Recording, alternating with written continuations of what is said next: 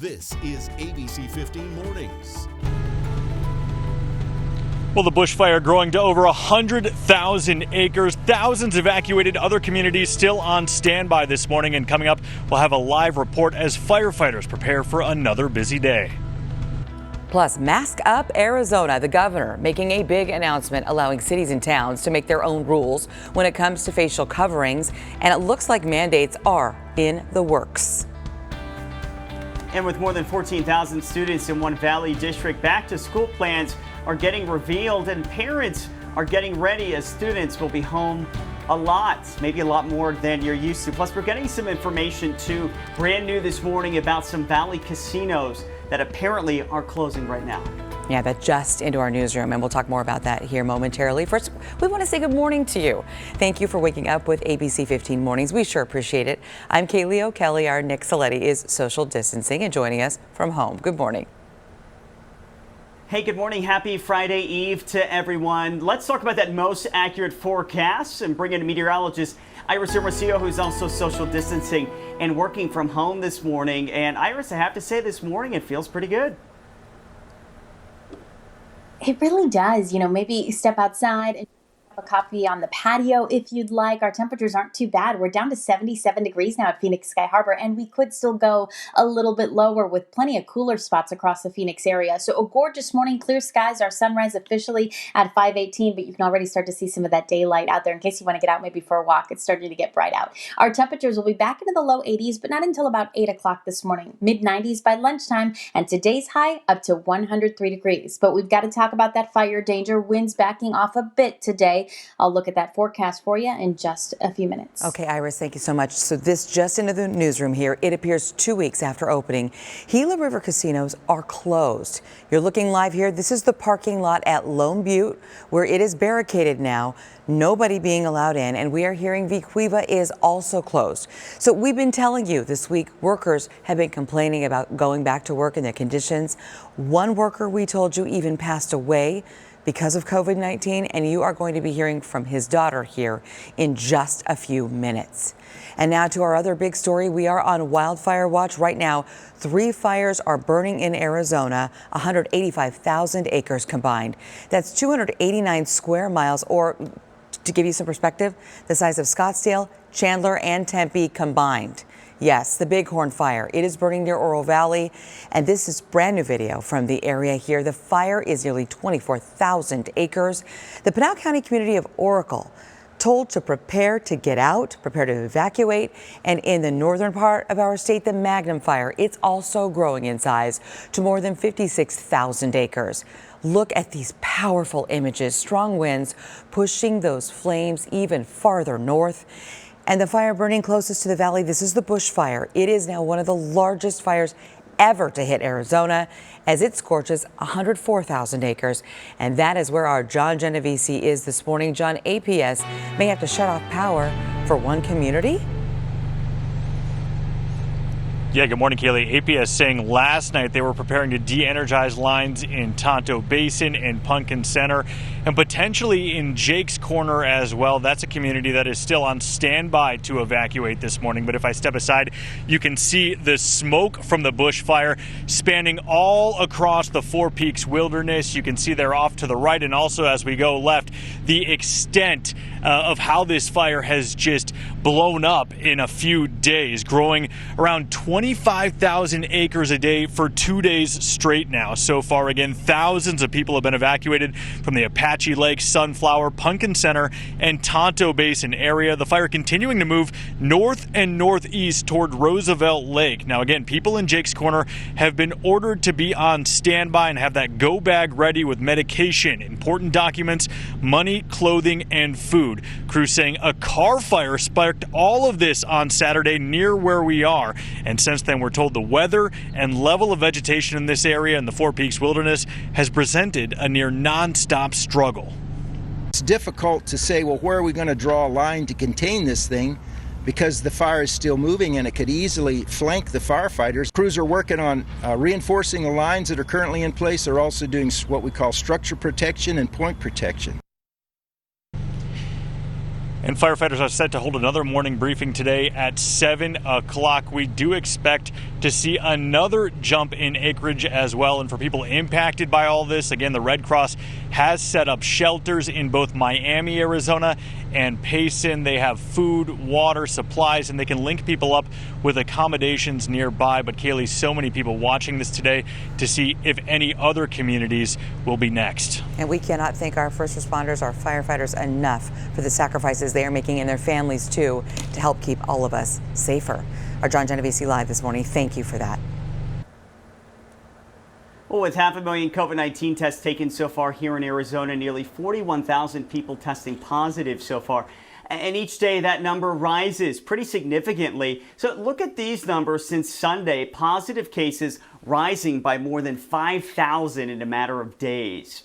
The Navajo Nation, let's take a look at what's happening there. No longer a major hotspot, as the number of new cases seems to be leveling off. More than 3,300 people have recovered so far.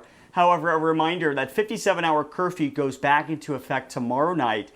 Also, law enforcement, we're told, will have road checkpoints in place for this. Violators could be fined up to $1,000. All businesses on the nation will be closed. And as the number of cases in Arizona continues to rise when it comes to COVID-19, the governor still not requiring masks across our state. However, he is allowing city and town leadership to make that judgment. We know Mesa, Tempe, Flagstaff, Tucson, and more are saying a mandate is coming. And the Mesa Mayor, John Giles, says it is time to listen to the science and take politics out of this discussion. I'm a Republican. I have libertarian leanings. I chafe at people telling me what to do. But I think I'm also a realist, and I want my kids to go back to school. I want to go back to church. I want to be able to dine in my favorite restaurants. I want to do all the things that I have missed so sorely for the last few months. And the way to do that is to take this seriously and to just put on a mask. And so Giles is saying it's happening at a horrible time. School set to start in about 50 days. And he says school officials will decide if masks will be required in the classroom. Another change is coming to restaurants across our state. Let's get to ABC15's Mark Thompson, who is social distancing and working from home this morning. So, Mark, break it down for us. What was once a recommendation now is going to be a requirement? Yeah, Nick, indeed it is. Good morning to you. And for weeks, restaurants and businesses were given guidelines on how to operate. But as you just mentioned, they had a list of recommendations, such as social distancing that came from the CDC and the State Department of Health Services. And it appears that many were not able to manage themselves, and now they are facing requirements. The governor says that businesses who have not been compliant, they will receive some form of education. Now, these are some of the key takeaways from the new guidelines. Businesses need to create a plan to return to work in phases when possible. Hand sanitizer needs to be publicly available at the entrances and exits of those buildings, and restaurant employees who interact with customers must wear face masks. Enhanced guidance for establishments to limit congregations. This guidance will be issued by Health Services. We will give establishments the opportunity to be educated on what is proper guidance, but serious changes are needed to be made. City law enforcement will be in charge of enforcing these new guidelines and requirements, and you can find a full list of those on our website, abc15.com. Nick, back to you. Mark, thank you. New this morning, another school district announcing plans for this upcoming fall. During a governing board meeting last night, the Tempe Union High School District, which covers part of Tempe, Chandler, and Ahwatukee, announcing what's known as a flex model. Students will have in-person instruction 1 or 2 days a week and then work remotely the other days of the week. The district will also offer full-time online options. While in class, social distancing will be required, and when not possible, face masks must be worn. When possible, rather. Classrooms won't be bigger than 12 students, we're told. Now, in a survey, the majority of teachers and staff said that they were concerned about returning to the classroom and favored an alternate day learning model. All right. Yeah, so many options being looked at, Nick. Thank you. A race against time to get COVID-19 under control. The governor makes a decision to mobilize the National Guard all for contact tracing.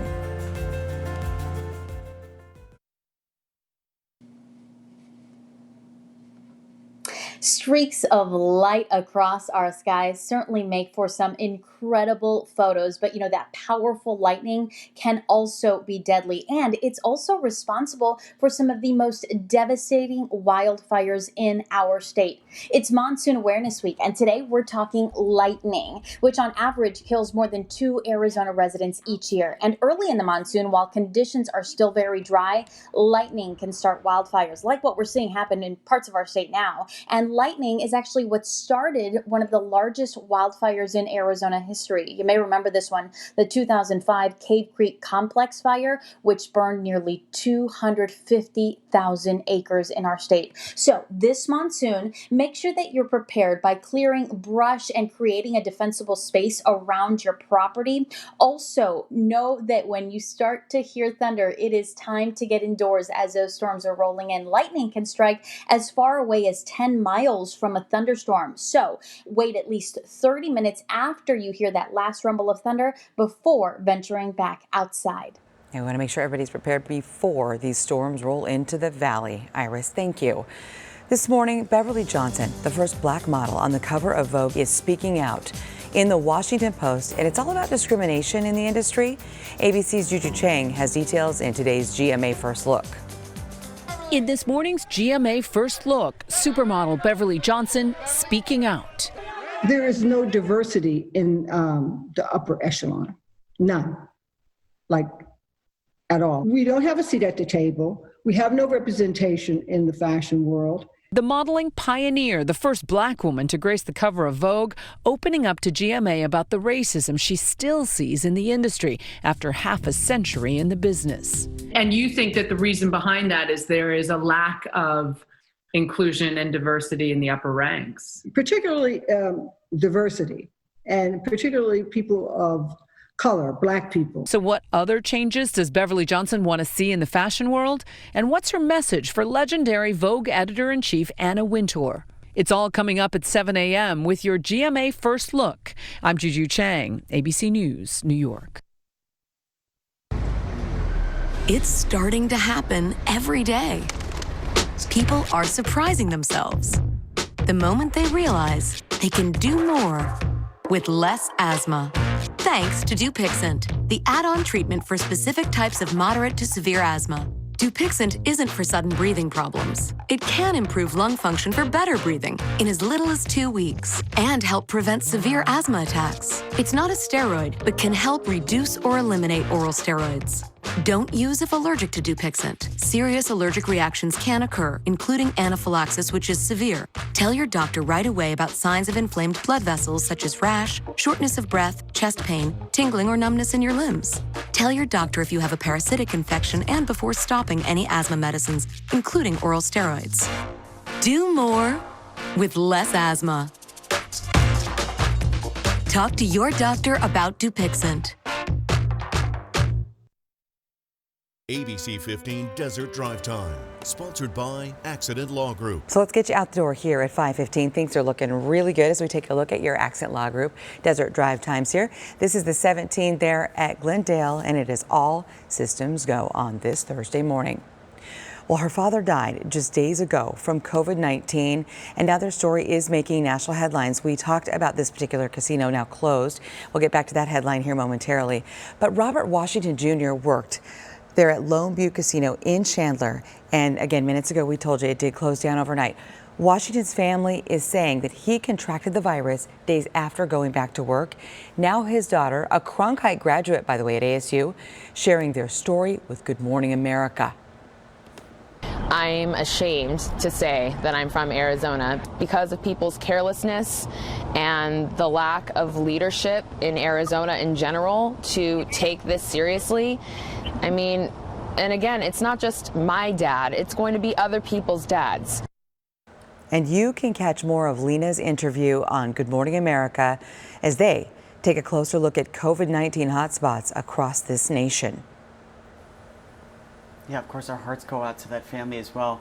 Well, when someone gets the virus, the focus shifts to contact tracing, right? Alerting anybody who might have come into contact with that individual. But that effort takes a lot of manpower, resources, and also time. So now the governor is announcing that he has ordered 300 National Guardsmen to be a part of Arizona's contact tracing team. So health experts say it would play a critical part in getting control of Arizona's COVID-19 spread. Now, some are questioning why it took so long. They're able to keep track of where they've gone and what they've done and who they've seen, which helps you to keep the spread from expanding beyond those folks. This was foreseeable, and I don't know why they waited so long to engage in this. I'm really angry about it. Congress gave them the resources to do it. The fact that they're playing catch up is very frustrating. No word yet on how the state will implement all of this or what tools they will be using to get the information they need to make all of this work.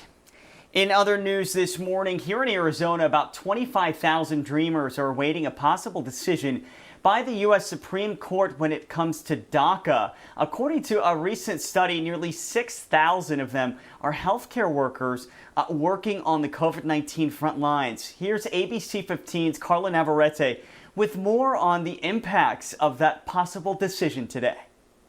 On the heels of its 8-year anniversary, the Deferred Action for Childhood Arrivals, commonly known as DACA, is coming to its final hour, whether it will continue or be completely halted. In June 2012, DACA gave approximately 600,000 to 800,000 undocumented immigrants, known as Dreamers, who were brought to the U.S. as children, the ability to stay in the country without the threat of deportation. While it doesn't provide for a true legal status, the goal was to pave a way for Dreamers to become residents. A good number of those who have benefited from the program have gone on to college, are now working professionals in their respective fields. In 2017, when President Donald Trump took office, DACA's future was threatened. He vowed to get rid of the program. The courts took much of the back and forth of its legality, and for about 2 years now, we've been awaiting a decision from the U.S. Supreme Court on whether DACA stays or goes away for good. Carla, thank you. The court decision could be delivered in about 2 hours. We can't overstate how important, how vital this decision will be. Either way it goes, we will stay on top of it and bring you the latest as this develops there from the nation's high court. In the meantime, let's talk some weather. Meteorologist Iris Hermosillo is joining us right now with that most accurate forecast. Hey, Nick, good morning. I talked about the monsoon a little bit ago and how the lightning, of course, can be dangerous and deadly. But this time of year, that lightning is responsible for fires, and we need the rain. We certainly could use it. Unfortunately, even though we're officially into the monsoon season, our weather pattern just isn't there just yet. So as you look at satellite clouds and radar with me, we've got dry conditions across the state. We've got clear skies statewide and clear skies really across much of the region. Our storm system that brought those gusty winds the last few days slowly lifting to the northeast. And as you look at dew points across the region, the measure of the moisture in the atmosphere, you're seeing a lot of browns out there. We want to see more of those greens, an indication that we're starting to get some of that monsoon moisture in here. Not going to happen, not today, and not through the weekend. But we do have some changes heading our way. So that disturbance that was to our north that brought the gusty winds the last couple days is slowly pushing to the northeast. Next up, we've got high pressure rebuilding and re-strengthening over the area. And it's this ridge of high pressure that's going to bring the hot weather that's going to head our way, not just through the weekend, but especially next week with high temperatures getting even hotter near 110, if not a little higher. But then I'm going to be watching this ridge of high pressure because it looks like it's going to kind of linger in the area and potentially start to give us that monsoon pattern setup.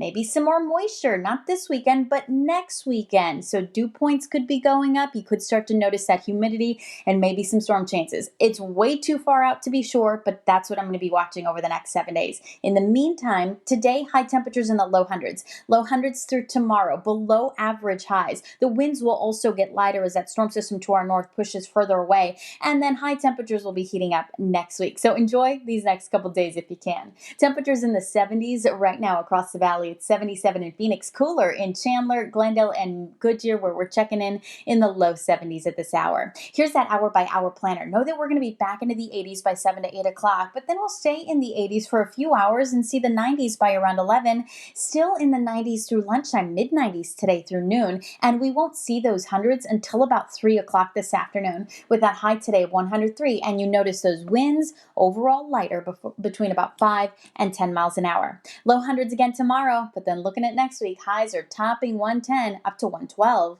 by next Wednesday. Iris, thank you. The happiest place on earth has opened back up in Hong Kong. Disneyland closed nearly 5 months ago, so it opened with reduced capacity, of course, and some social distancing in place. But you can see a lot of people still there for the opening, including Mickey and Minnie Mouse. You got to have them. It's not a party without them. Time now, 5:21 on this Thursday. Major companies changing brands we see at the store every day. The push for racial equality when it comes to marketing food. Plus this, summer camp is still happening for some Valley kids. So what precautions are being taken to make sure they don't spread the coronavirus?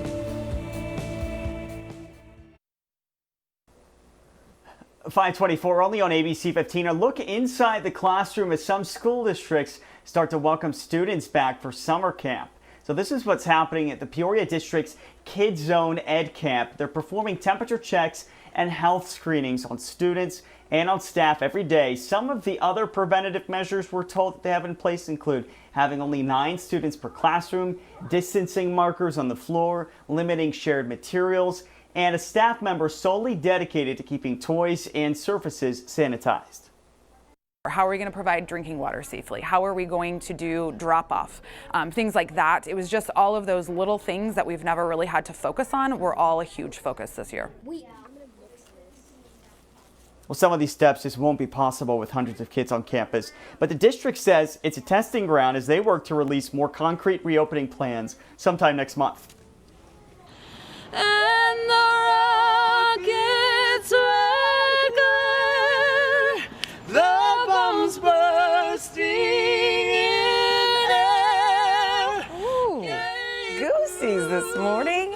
This impromptu duet happening at Portland State University. That's Madison Hallberg there. She's practicing the national anthem for her virtual commencement, and then she's joined by someone walking by, but as you might imagine, listening to his voice, he is no stranger to music. That's Emmanuel Henry, an opera singer. Oh, gosh, you could listen to that all day. Excellent. All right, I think a lot of people would say undoubtedly Simone Biles is the greatest gymnast of all time. And she has a few moves named after her. She's at it again, performing a new skill that no one has ever nailed before. This is a triple twisting double back. Her balance beam dismount, taking less time to perform than to say, right?